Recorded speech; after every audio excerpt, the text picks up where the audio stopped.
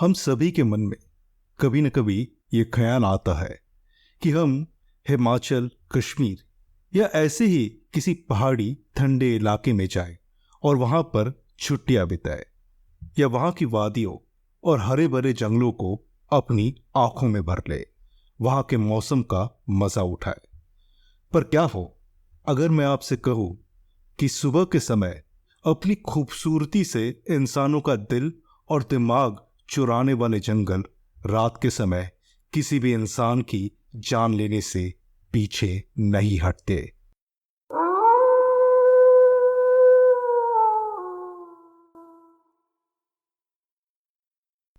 यह घटना गुलजार के साथ घटी थी जब वो केवल 6 साल का था। दरअसल उसके परिवार में उसकी माँ और पिता ही थे। ये घटना जब उसके साथ घटी तब उनकी माँ पेट से थी। अब जैसे उनकी माँ डिलीवरी के लिए तैयार हो रही थी, मतलब डिलीवरी का समय पास आता जा रहा था, तो उनके पिता काफी चिंता में डूबते गए। और उसके कारण थे गुलजार और उसकी पत्नी। इन दोनों की ही चिंता उसके पिता को सताती रहती। इसलिए एक बार गुलजार की माँ ने उसके पिता से कहा कि क्यों ना वो कुछ महीनों के लिए गुलजार को अपने नाना नानी के यहाँ पे छोड़ आए, ताकि वो यानी गुलजार के पिता बिना किसी टेंशन में अस्पताल में समय बिता सके और अपनी पत्नी का ख्याल रख सके। गुलजार के पिता ऐसा करना तो नहीं चाहते थे, पर उन्हें मजबूरन ऐसा करना पड़ा। दिसंबर 10, 2001 सर्दियों का समय था जब गुलजार के पिता उसे अपने नाना नानी के घर छोड़ आते हैं। दरअसल गुलजार के पिता सबसे ज्यादा इस बात को लेकर परेशान थे कि गुलजार के नाना नानी एक छोटे से कस्बे में रहते हैं और ये कस्बा चारों तरफ जंगलों से घिरा हुआ है। इस वजह से वो परेशान थे कि वहां पर फोन लगाकर बातचीत करना और वहां पहुंचना काफी मुश्किल होता है। खैर, और उनके पास कोई चारा नहीं था। इस वजह से गुलजार के पिता उसे अपने नाना नानी के घर छोड़ने का सोच लेते ही है। गुलजार और उसके पिता अपनी गाड़ी में बैठे हुए एक पतली सी सड़क से जंगलों के बीचों बीच जा रहे थे। दोनों तरफ घनी झाड़ियां और लंबे लंबे पेड़ थे। वो लोग वहां से निकलते हुए एक छोटे से कस्बे में पहुंच जाते हैं। बस कुछ ही मिनट गाड़ी चलाने के बाद उनकी गाड़ी एक बड़े से घर के पास रुकती है। गुलजार अपने पिता से पूछता है, पापा, ये किसका घर है? उसके पिता मुस्कुराते हुए कहते हैं, बेटा, ये तुम्हारे नाना नानी का घर है। अभी कुछ दिन तुम यही रहोगे। गुलजार के पिता को लगा था कि ये सुनकर गुलजार रो पड़ेगा, पर वो तो काफी खुश हो जाता है और गाड़ी से नीचे उतरकर उस घर के मेन गेट के आगे पहुंच जाता है। गुलजार के पिता उसे अपने नाना नानी के घर छोड़ देते हैं और उसके नाना नानी से गुलजार के ऊपर थोड़ा ज्यादा ध्यान रखने के लिए कहते हैं और वहां से चल देते हैं।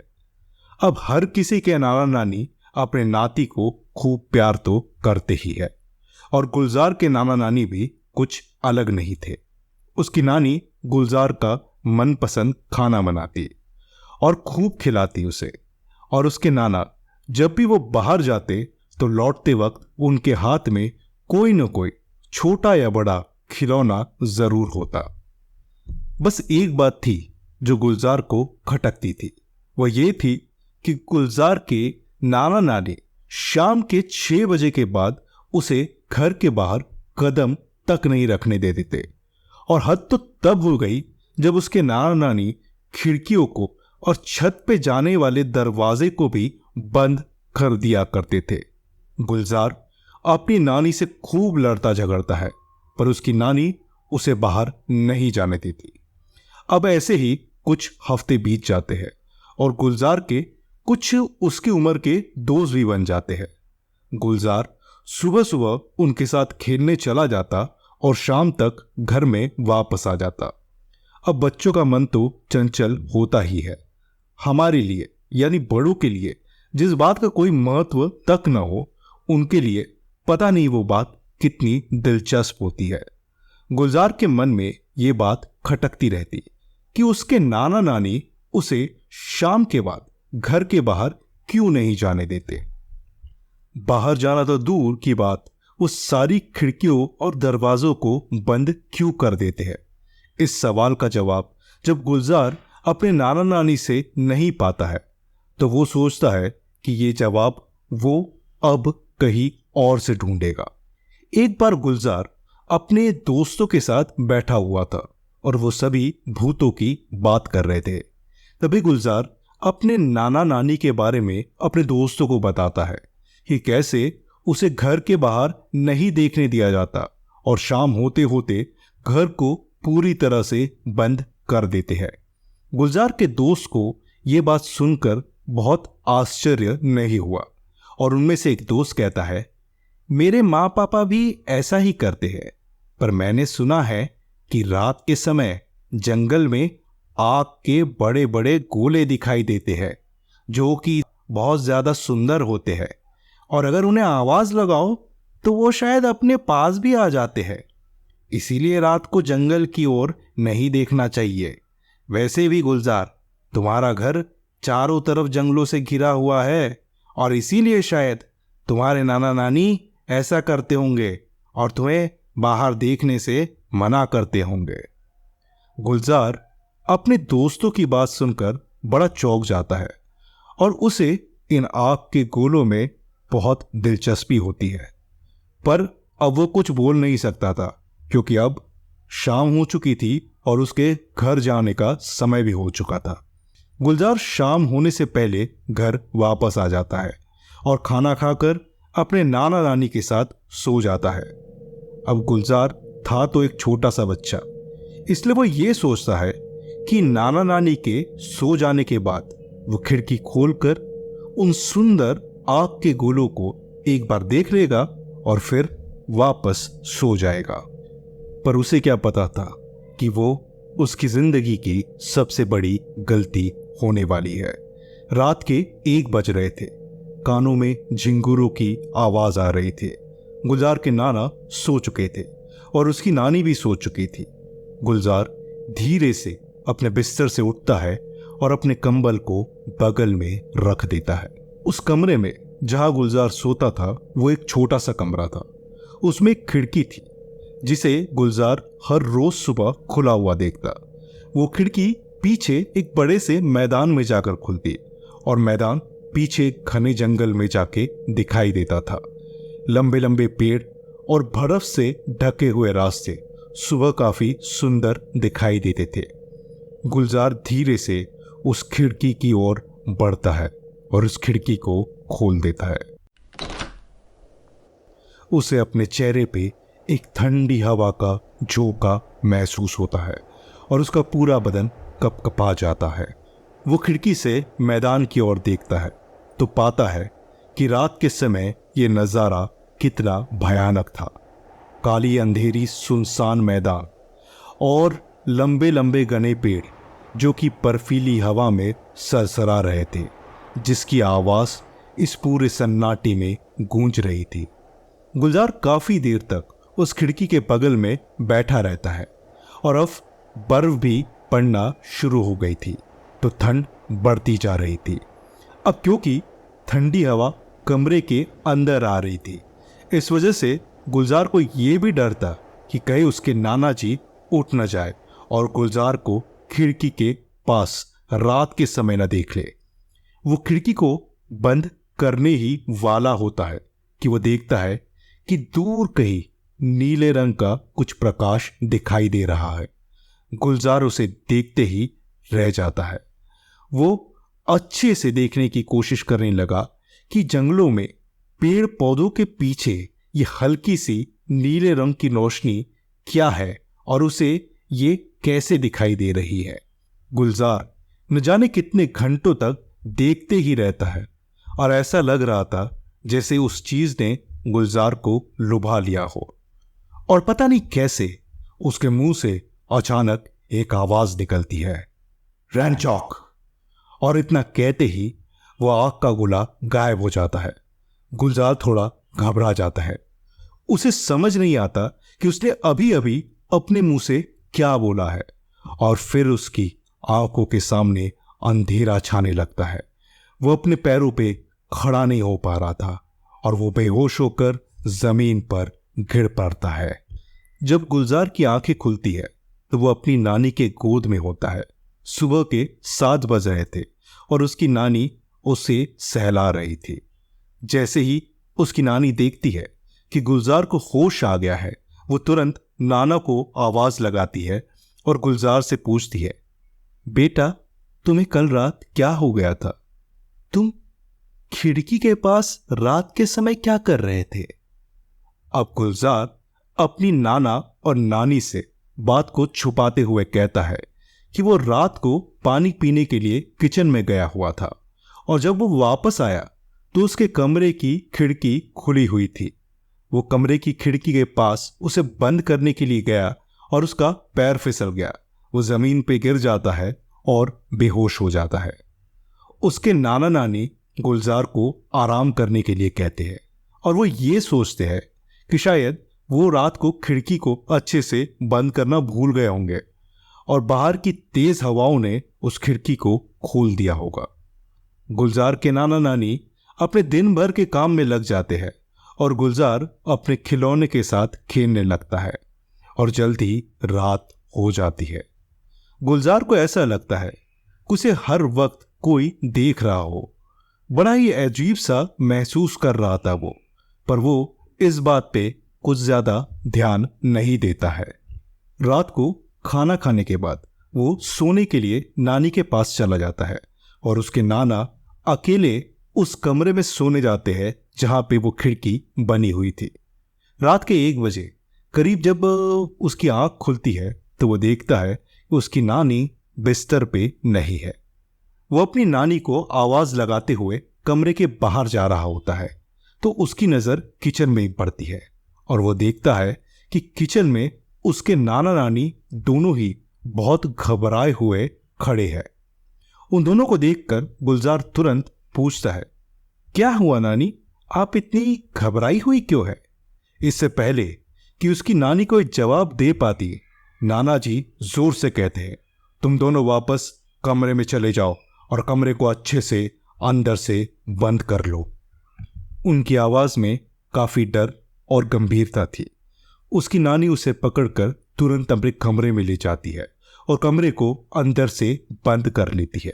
वो एक कोने में बैठ जाती है और उसे अपनी गोद में बिठा लेती है।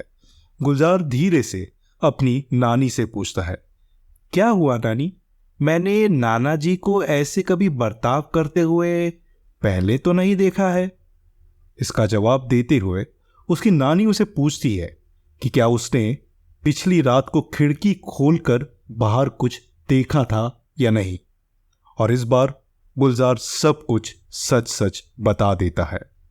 सब कुछ सुनने के बाद गुलजार की नानी की आंखें फटी की फटी रह जाती है।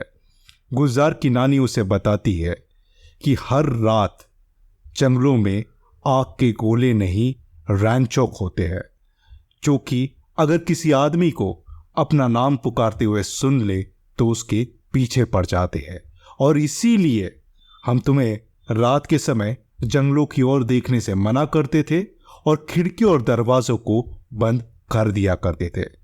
गुलजार की नानी बताती है कि रात के 1 बजे उसके नाना उसके कमरे में आते हैं और उन्होंने बताया कि उन्हें बाहर से कुछ अजीब सी आवाजें सुनाई दे रही थी और जब उन्होंने खिड़की खोल कर देखा तो उन्हें बाहर वही दानव दिखाई देता है।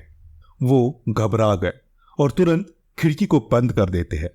फिर अचानक उन्हें दरवाजे पर गुर्राने की आवाज आई तो वो समझ गए कि किसी ने उस दानव को जरूर देखा है और इसी वजह से वो हमारे घर पे आया है। इसी वजह से वो दोनों किचन में उसके पापा को फोन लगाने की कोशिश कर रहे थे, पर बर्फ इतनी तेज गिर रही थी और इसी वजह से फोन नहीं लग रहा था। गुलजार इतना सुनते ही अपने नानी को बताता है, मैंने ही उस आग के गोले का नाम अपने दोस्तों से सुना था और शायद मैंने ही जाने अनजाने में उस दानव को यहाँ घर पे बुला लिया है, क्योंकि मुझे जहाँ तक याद आ रहा है मैंने शायद ये नाम उस समय पुकारा था, रैनचौक। गुलजार की नानी की आंखें फटी की फटी रह जाती है। वो कहती है कि तुम्हारे नाना जी अभी घर के पिछले दरवाजे से बाहर मदद लेने गए हैं, पता नहीं वो ठीक भी होंगे या नहीं। गुलजार की नानी मंत्रों का जाप करने लगती है और गुलजार को शांत रहने के लिए कहती है, ताकि वो बिल्कुल भी आवाज ना करे और अपने कमरे में शांति से बैठा रहे। उनके घर के बाहर से बड़ी ही अजीब सी आवाजें आ रही थी और कोई उनके घर के दरवाजे को लगातार पीटे जा रहा था। गुलजार की नानी डरी सहमी सी झांक कर देखती है तो उसके घर के चारों ओर नीले रंग के आग के गोले दिखाई दे रहे थे। वो तुरंत खिड़की बंद कर देती है और एक कोने में गुलजार को लेकर चली जाती है और मंत्रों का जाप करने लगती है। वो गुलजार से बस इतना कह पाती है, बेटा ये तूने क्या किया। और तभी धड़ाम से दरवाजे के टूटने की आवाज आती है। उसके घर के जो मेन दरवाजा था वो किसी ने तोड़ दिया था। अब घर में किसी के भारी कदमों की आवाज आने लगती है।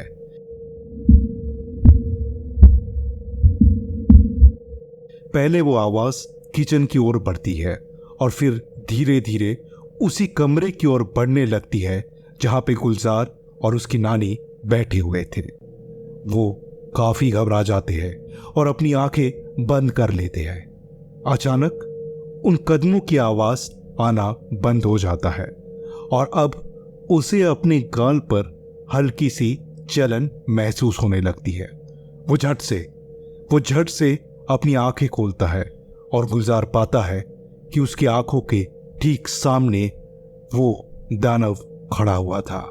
वो वही दानव था, रैनचौक, जिसे उसने कल रात को बुलाया था। उस दानव की आंखें काफी बड़ी और लाल रंग की थी। उसके चेहरे पर खून लगा हुआ था।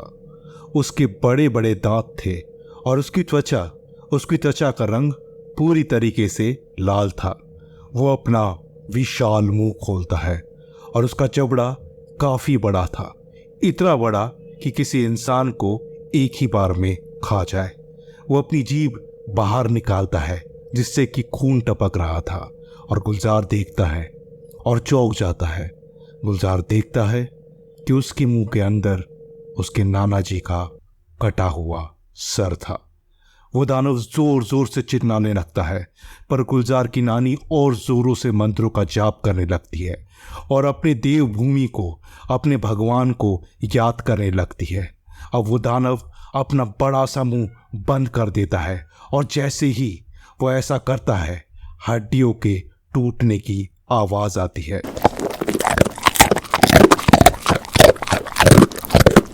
वो दानव उस सिर को चबाते हुए हंसे जा रहा था।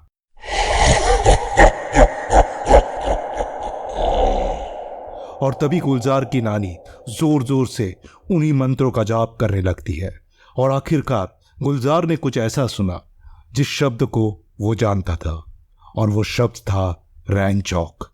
गुलजार इतना कुछ सहन नहीं कर पाता है और वही बेहोश हो जाता है। उसकी आंखें 2 दिन बाद अस्पताल में खुलती है और यहाँ पर उसके मम्मी पापा और नानी बैठे हुए थे। जैसे ही उसे होश आता है, उसके मम्मी पापा उसके पास दौड़कर चले जाते हैं।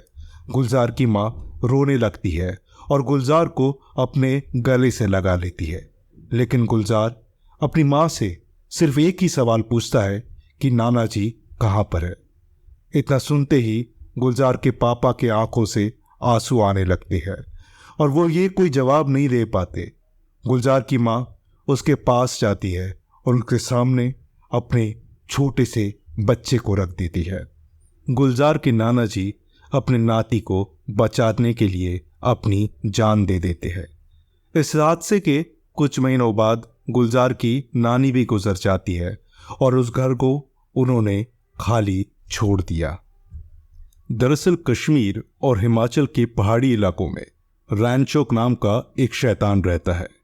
ये शैतान लोक कथाओं में काफी प्रचलित है और इसके बारे में ये कहा जाता है कि ये दानव अपने सिर पे आग के गमले को लिए रहता है, जो कि हमेशा जलते रहते हैं और कभी भी नहीं बुझते। ये दानव रात के समय यात्रियों को अपनी ओर आकर्षित करता है और अगर एक बार कोई यात्री अगर इसके जाल में फंस जाए तो उसका अपनी मंजिल तक पहुंचना नामुमकिन होता है। इसके बारे में एक और बात प्रचलित है। अगर कोई व्यक्ति इस दानव के सिर पे लगे हुए उस आग के गमले को चुरा ले और अगर अपने घर में रख ले तो वो आदमी बहुत ज्यादा अमीर हो जाता है। पर अगर वो दानव पूरी कोशिश करके उस गमले को वापस पा ले और अगर एक बार वो गमला उस दानव के पास वापस आ जाए तो जिस व्यक्ति ने उसे चुराया था उसके और उसके परिवार की मौत निश्चित होती है।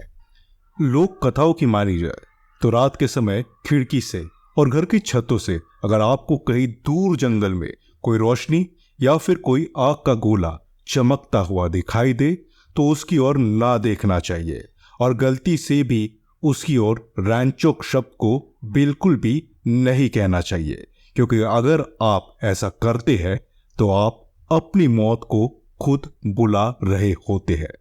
दरअसल जब गुलजार ने खिड़की से इस शब्द को कहा था तब उस शैतान ने गुलजार को देख लिया था और वो उसे अपने साथ ले आने आया था। कहा जाता है कि अगर आपको रैंचोक दिखाई दे तो आप मंदिर जाकर और मंत्रों के हिसाब से खुद को इसका शिकार बनने से बचा सकते हैं, लेकिन अगर आप इसके सामने रैंचोक शब्द कहते हैं तो आपको इसका शिकार बनने से कोई नहीं बचा सकता। अगर वो आपको छोड़ भी देता है तो आपके परिवार में किसी न किसी की बलि जरूर लेता है। गुलजार के नाना जी दरवाजे पे जाकर मंत्रों का ही जाप कर रहे थे, पर जब मंत्रों का कोई असर नहीं हुआ तो दरअसल वो समझ चुके थे कि गुलजार ने जरूर वो शब्द कह दिया होगा। इसी वजह से वो अपनी बलि देने के लिए तैयार हो गए थे। अगर आप कभी भी हिमाचल या कश्मीर घूमने आए तो इस बात का जरूर ध्यान रखें कि रात के समय किसी भी चमकते हुए आग के गोले की ओर ना देखें और भूल कर भी रैंचोक इस शब्द का इस्तेमाल ना करें, क्योंकि अगर आप कर लेते हैं तो क्या पता इस राक्षस का अगला शिकार आप ही हो।